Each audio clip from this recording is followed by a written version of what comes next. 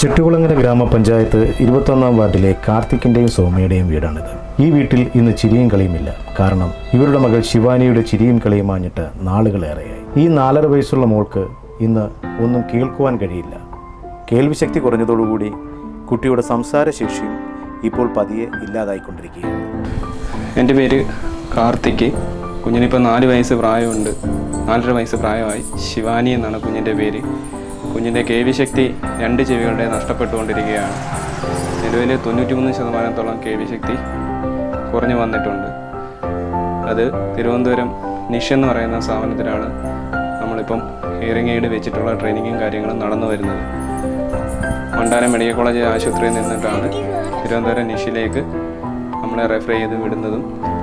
മാത്രമല്ല കുഞ്ഞിൻ്റെ ഈ കേൾവിശക്തിയുടെ ഈ ബുദ്ധിമുട്ടുകൾ നമ്മൾ കണ്ടുപിടിക്കാൻ ഒരുപാട് വൈകിപ്പോയി. അതുകൊണ്ട് കുഞ്ഞിന് 2 ചെവികളും നല്ല രീതിയിൽ അതായത് ഒട്ടും തന്നെ കേൾക്കുന്നില്ല. ശസ്ത്രക്രിയ വേണ്ടി വരുമെന്നാണ് ഡോക്ടർമാർ പറയുന്നത്. കോക്ലിയർ ഇംപ്ലാന്റേഷൻ എന്ന് പറയുന്ന ശസ്ത്രക്രിയ.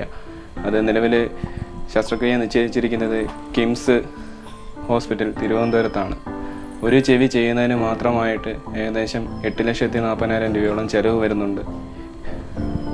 അത് ഇത്രയും വലിയ തുക മുടക്കി ഈ ശസ്ത്രക്രിയ ചെയ്യാനുള്ള സാമ്പത്തിക സ്ഥിതി എനിക്കില്ല. ഇപ്പോൾ 2 ചെവിയും ചെയ്തെങ്കിൽ മാത്രമേ പൂർണ്ണമായിട്ട് അവർക്ക് കേൾക്കാൻ പറ്റുകയുള്ളൂ. മാത്രമല്ല വ്യക്തമായി കേൾക്കാൻ പറ്റിയെങ്കിൽ മാത്രമേ എൻ്റെ കുഞ്ഞിന് സംസാരിക്കാനുള്ള കഴിവും കൂടി ലഭിക്കത്തുള്ളൂ.